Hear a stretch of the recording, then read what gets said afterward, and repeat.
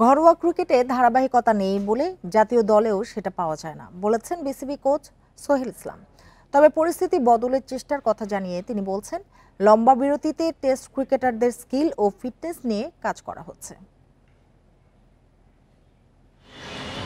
Test দলের তারকাদের লম্বা বিরতি, নভেম্বরের আগে নেই সাদা পোশাকের কোনো চ্যালেঞ্জ। তবে ক্রিকেটারদের তৈরি রাখতে গেল কয়েকদিন ধরে চলছে লাল বলের অনুশীলন। শ্রীলঙ্কা সফরের ভুল ত্রুটি ও ফিটনেস নিয়ে কাজ হচ্ছে। মুশফিক, মমিনুল, খালেদরা নিয়মিত অনুশীলন করছেন। বড় রান করা, ব্যাক টু ব্যাক রান করা, এগুলো কিন্তু অভ্যাসের ব্যাপার। এটা এমন না যে এক টেস্টে আমি 2টা 100 মারছি বলে পরের ইনিংসে আমি রান করতে পারবো না।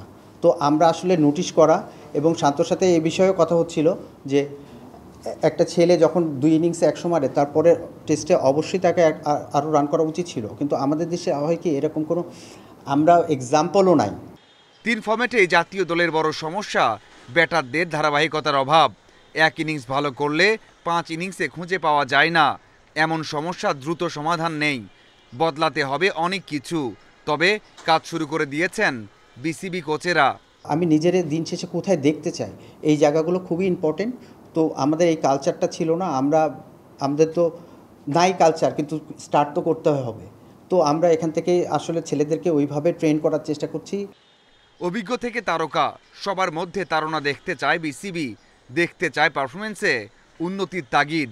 এরিয়াতে আসলে ডেভেলপমেন্টের দরকার, যেখানে স্কিলের আসলে মডিফাই করা দরকার আছে বা অ্যাডজাস্টমেন্টের দরকার আছে, সেই জায়গাগুলোতে কাজ করছি। এখন আমরা ইনডোর বেস করছি, এরপরে আস্তে আস্তে যখন আমরা যত ম্যাচের কাছাকাছি যাবে আমরা এটা নেট করব, তারপরে আস্তে আস্তে ম্যাচের মধ্যে ঢুকবো। তো এইভাবে আসলে প্ল্যান করা থাকে। জাতীয় দল খেলবে নেদারল্যান্ডসের বিপক্ষে, এ দল যাবে অস্ট্রেলিয়াতে, বাকিরা ব্যস্ত থাকবে এনসিএলে। এমন টানা খেলা টাইগার ক্রিকেটের জন্য ইতিবাচকভাবে দেখছেন এই কোচ।